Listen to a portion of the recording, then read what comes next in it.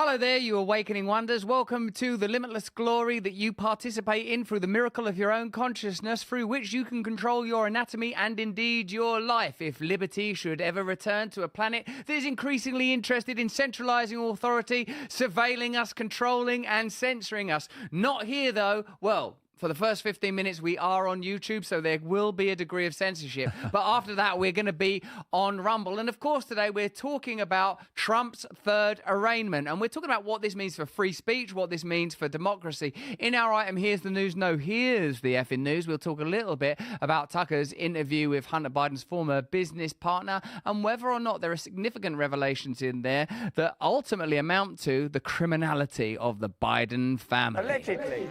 Once we get to being exclusively on Rumble, our home, where we revel in free speech, where we bathe in the ambrosia of free speech, where we sup upon the sweet teat of free speech. We'll be talking to Glenn Greenwald, Pulitzer Prize-winning journalist, pioneer, investigator, friend and co-conspirator over on Rumble. But first, let's talk about your free speech, my free speech, everyone's free speech. And if you want to enjoy a little bit of free speech right now, press that red button on your screen. You can join our locals community where free speech is our watchword. They're speaking in there so freely, even now. People are talking about the federal government, close-up pictures of dear Dianne Feinstein. That's from USA Now. People want to hear an interview, huh? They want to hear an interview. That's Deb Hart. You want to hear an interview with Glenn Greenwald. Yeah, but you're going to hear one. Ash Eller is there chatting to us. Some people saying that they want to hear free speech. Yeah, you'll be getting free speech. That we can guarantee you. Should we have a little... Well, let's have a look at this headline. Biden's Department of Justice has just asked the court to limit what Trump can say, which is absurd, isn't it? Because it's a free speech case and they want to not let him speak freely. Is that a bit crazy? My on-screen assistant, associate, co-writer, partner, friend, Gareth Roy? Yeah, it seems a little ironic, you could say. Is that literal irony? Who knows? Who knows anymore? I mean, the fact that, this is all about whether Donald Trump made knowingly false claims, whether he had the right to make those claims, if he honestly believed that the election results were wrong, and that's what this whole thing is hanging on to. It's extraordinary because it's a high court case where a former president is potentially being indicted that hinges upon epistemology and ontology. What does he know? What is happening in the private hermeneutics of Donald Trump's mind? You knew that election was fair, and yet you're saying it's not. That's led people to say that they must have some evidence as yet not revealed. Do you think they've got evidence they've not revealed yet? Let us know in the chat. My favourite bit is when your man there, Smith, what's he called? Jack Smith. Yep. Jack Smith said that he was sowing doubt. Where is that bit, actually? So Smith is just a little bit down that paragraph. You're just here. Smith's indictment cites Trump's speech on January 6th as a feature of his effort to sow doubt about the election and allegedly organise a conspiracy to overturn it. Sow doubt? Like, sowing doubt is that's such a sort of an odd, almost like folkish piece of language. Don't you dare. Don't you ever sow doubt in me. Because that sort of suggests you can control the consciousness of other people, that you're responsible for what other people think. It's becoming a bit diffuse, a bit tangential and a bit abstract. One person who is never tangential, abstract, or in any way anything less than robust in his discourse is Donald Trump. Let's have a look at him addressing these charges now.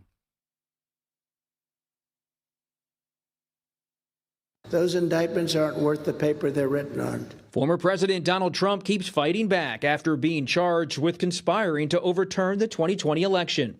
This weekend, he ramped up his attacks, railing against the man who was leading the grand jury investigation, Special Counsel Jack Smith. Deranged Jack Smith. He's a deranged human being. And on social media, Trump... Deranged. That's good, isn't it? That's what he is. He's berserk. He's crazy. He's a lunatic. Posted, "If you go after me, I'm coming after you," which prompted prosecutors to ask the judge to limit Trump's outbursts.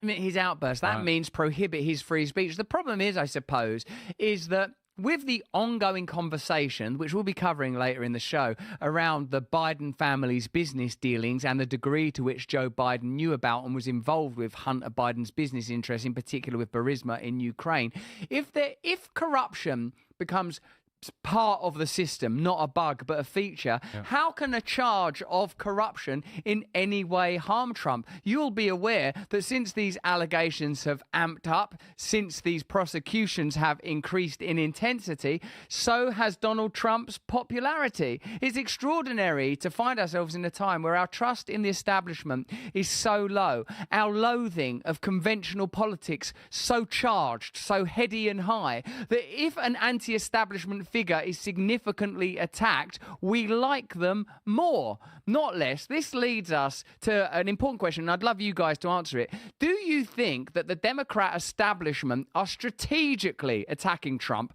knowing this will increase his popularity, because they would prefer for Biden to face Trump in 2024 than any other candidate? Or do you think they're making a mistake? Let us know now. We had a poll a little bit earlier. Let's have a look at the results of that poll and remind me of the question, would you guys? Do you think the Democrats' pursuit of Trump is strategic because they want to face him, a distraction from Biden family corruption? You have resoundingly answered that, but at least 91% of you think that this is a distraction. What about those of you on locals right now? Do you agree that it's a distraction? Certainly Tulsi Gabbard says that the Trump indictment is a political hit job. Let's have a look at Tulsi Gabbard saying that now. Jordan, this is yet another example of how far President Joe Biden's politicized Department of Justice is willing to go to try to destroy his main political opponent as a presidential election is going on. This foundational purpose of what the Biden administration is doing is really the thing that should be most concerning to everyone. I suppose that's what Trump himself and Trump supporters would say. Is this what you guys would say? That if this was happening in Venezuela or Colombia, would say, hang on a minute, this is an attempt to take out a political opponent. In fact, the most potent political opponent. How do they address that? They say that he's just a corrupt guy. These are legit indictments. He did incite an insurrection on January the 6th. Well, I guess the events of January 6th, I mean, hence why the media use that imagery so often, that, you know, the violence, whatever you want to call it, plays into, I mean, they use it all the time in that respect. But obviously we know the reaction of Hillary Clinton to Trump winning and the whole Russiagate thing. So this is something that there's precedent for. We know that Democrats have denied election results, and as Stacey Abrams did it in Georgia. This is not something, you're not at this point taking something that has never happened before, with politicians essentially maybe lying even. It's kind of standard, isn't it, for politicians to deny the outcome of an election? Standard. It happened in 2016 throughout, as you say, the whole Russiagate thing. And a further complication is most people's belief now, or at least a significant number of you believe, and hasn't it been proven that there were FBI operatives in the crowd on January the 6th, and it's possible that their actions contributed significantly to the escalation of events. So it's by no means as plain as they claim, and the degree of piety with which they attest to this corruption is delegitimized by significant suspicion around Joe Biden's involvement with Hunter Biden, keeping the Hunter Biden laptop story out of the press, the Russiagate stuff and how that was handled, the fact that there are deep state operatives working on January the 6th. The whole thing is very difficult to hold together. And one of the things we talk about continually when discussing the war, in particular, say, the Dianne Feinstein vote, her saying aye when plainly, visibly and televisually being coached to say aye, is not only is that sort of ridiculous and sad, and to see yet another elderly, gosh, forgive the word, cadaverous political figure being coaxed, coached and cajoled into obeying what? A paracheeks, elites? Who is it that's guiding these votes? Because it certainly isn't you, the electorate. More important even than that is the fact that what she was voting for is yet more military expenditure, record military expenditure. What we're being invited to accept is no scrutiny, appraisal or auditing of these military budgets. What I reckon, guys, and what we discuss all the time here at Stay Free, is the significant fact that we're not participating in the discourse around our politics. We're not participating in elections. What's happening is our attention's being funneled into single issues. Oh, was Trump corrupt? Is Trump corrupt? Is this a Trump versus Biden thing?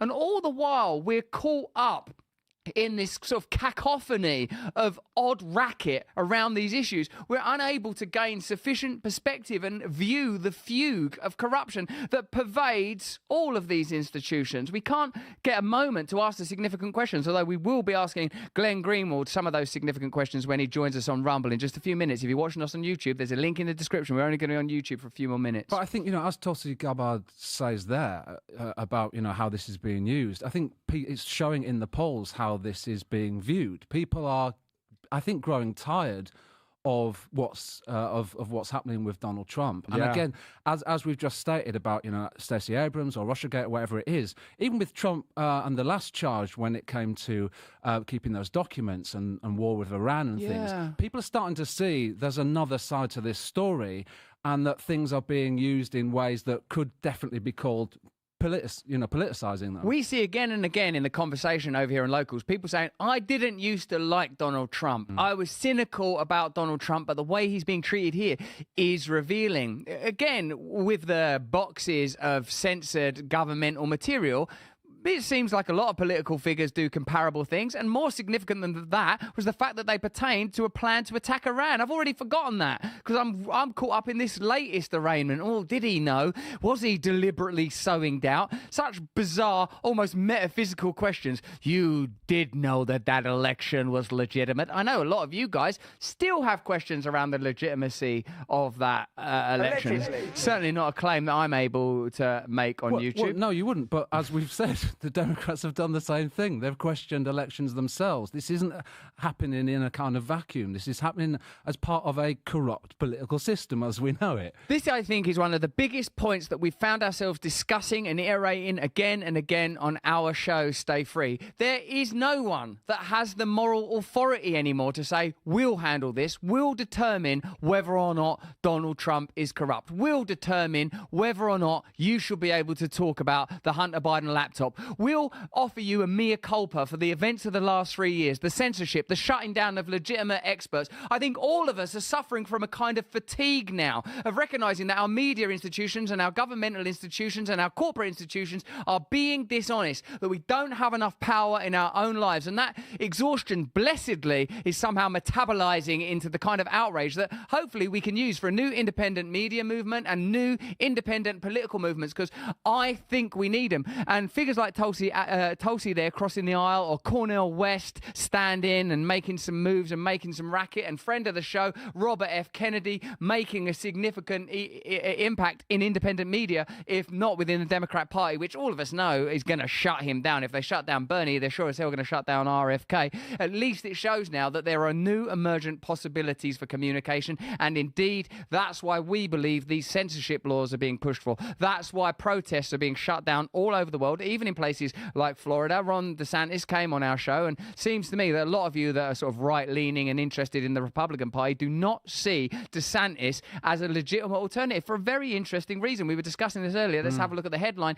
Because people don't see him as humorous or human. There he is, Trump soaring away, as we all know. But let's have a look at the reason for that. Many people think that Ron DeSantis lacks humour and is not an interesting political figure. Let's look at that story right now. Yeah. Have we got the text on that somewhere so as I can see it, guys? Where is that? Gareth, do you have that on you? Yeah, I do have it. So it's on your second page. I can find it for you. Yeah, you find that for me, because I think it's interesting. One of the things that we sort of talk about with Donald Trump is the fact that, in a sense, he's appeal and his impact is predicated on his persona and his charisma. Whenever you see him talk, it's what's most striking of all is the fact that he doesn't sound like other politicians. Now, when Ron DeSantis came on our show, I don't know about you, Gareth, but I was sort of struck by how statesmanly he was. He did seem like an authoritative figure. Even when coming on a show like ours, his setup looked most presidential. Yep. But I guess I'm coached into seeing political figures in a particular way. And someone like Trump, who talks in that anachronistic, idiosyncratic, peculiarly humorous, blunt, occasionally rude way, is more appealing. When you have someone saying, yeah, we just invade Venezuela and take their oil, when you hear someone say, I know about these loopholes because I used them, that has authenticity. We had someone... I think you can also see that without being a Trump supporter. How do you mean? Right. Although you're not allowed to discuss it, are you? It's sort of somehow taboo in many media circles. Absolutely. Yeah, if you say, I can see why, Donald Trump is popular, I can see why he appeals to people, even apart from the politics or the reaction to, for example, Obama's reign as president, even apart from all of that, just in the way that he conducts himself, if you say that, it's like you're, I don't know, saying something that you shouldn't. This is an odd passage from this New York Times piece. It says, the share of Republicans who said Mr. Trump was more fun than DeSantis, that's 54 to 16%, and he doesn't come across with humour, many people said of DeSantis. That's odd, isn't it? Because these are very human characteristics, the kind of human characteristics that the chrome orb that World Crypto will be looking to detect when it reads the information in your irises as we drift towards dystopia almost on every front. Starved of humanity, starved of authenticity, we crave it in our political figures. We crave it in our media spaces. We demand it now more than ever because we know that what you're getting from Joe Biden is inauthentic. For all of his shucks, homespun, corn pop yarns, we know that what we're looking at there is an atrophying, schooled political figure, lifelong in Congress, lifelong in those kind of relationships and arrangements that we know Washington, D.C. runs on, granting access for money. And indeed, that is the subject of our Here's the News story a little later. If you're watching us on YouTube, we're only going to be there for a few more minutes. Glenn Greenwald is even now preparing to answer some pretty challenging questions on this Trump phenomena and the issue of free speech that it brings to the forefront. If you want to stay for that conversation, you're going to have to click on the link in the description. And if you're with us on Rumble already, why not just take that extra plunge? Go from being... I know I was going to use some terrible analogies around addiction there that will not be appropriate on YouTube, where people are not able to have a little joke about difficult subjects because that's the way the world operates. Purple Revolution over on Local says, I believe that DeSantis tried to peel away populism from Trump, but he's failing because big money republicanism and gratuitous fake smiling have possessed him. That's a pretty good statement there from you, mate. There's a lot of intelligence in this Locals chat. It's very important, I think, for you guys to continue to write in and keep us attuned to what you're feeling. Hey, listen, have you heard? Zelensky says there will be no compromise with Moscow. There certainly won't be, because Russia is a military machine that will stop at nothing. And yet, most Americans who are in the main funding this war, do you know that the United States of America, have spent more on this war than Russia? Americans have spent more. America, who are not in this war, because it's not a proxy war, have spent more money on it than Russia.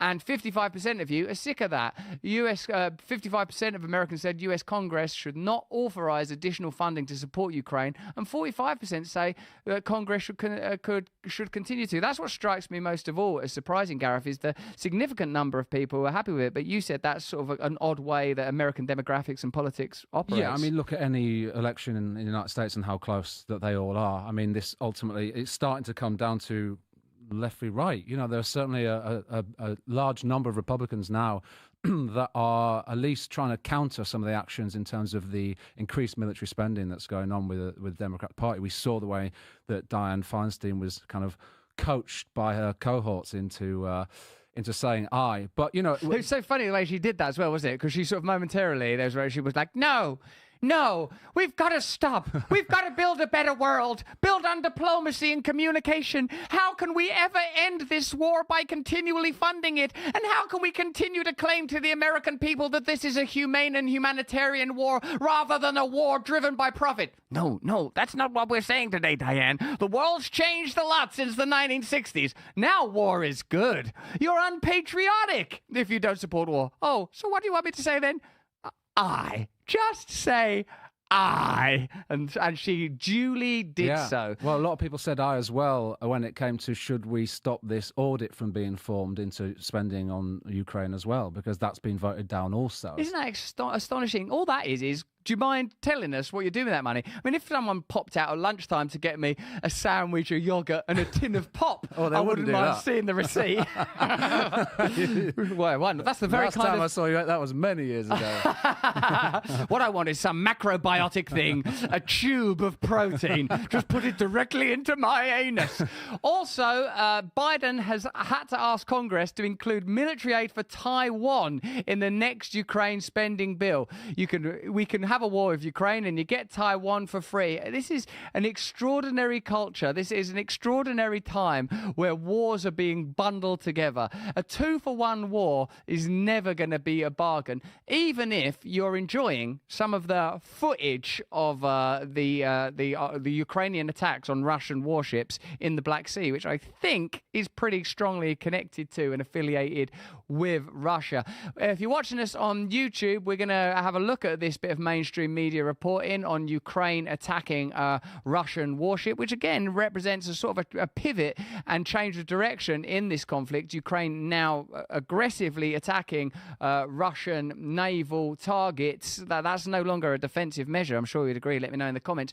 But more importantly than that, we're going to be speaking to Glenn Greenwald about free speech, the ongoing Trump trials, this ongoing bifurcation throughout our culture, the inability to openly communicate, the meaning of morality in a system that is as ethically moribund. That's right, Nice. moribund, Nice. as this one currently is. So if you're watching on YouTube, click the link in the description. Join us over on Rumble right now with our Rumble cohort and compadre, Glenn Greenwald. See you in a second.